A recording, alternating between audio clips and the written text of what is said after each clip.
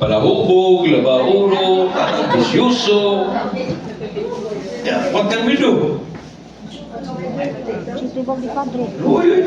Hala, punya Kristo. Kapait sa kapare. Number 9, attraction to evangelical and Pentecostal worship. Kanang imbitahon ng gaba niya, pagtanong mo dito nga, welcome kay ka.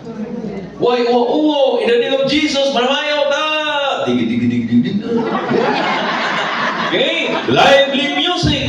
Doon daw preaching, Bible study, testimony, prayer meeting, small Christian communities. Nga murag silda la, group of 20, group of 50, group of 100. So, they know each other. O ka nato. Ang ginawa kaninyo, ipakita ito pag-inig sunay.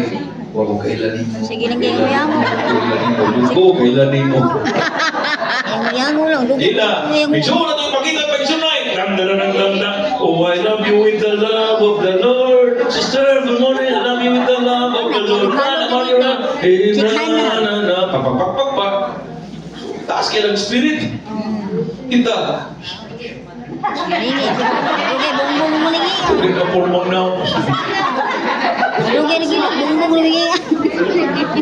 Kapag ko ba na ang iyong pare nga ipakita ito pag hinahalay, pag inagsunay, ang dadungo pakita ang pag minahalay.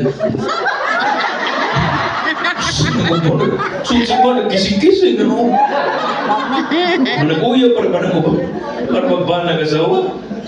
Okay? Number 10. Kiss. Sana. Tanawa na ilang style. Music na.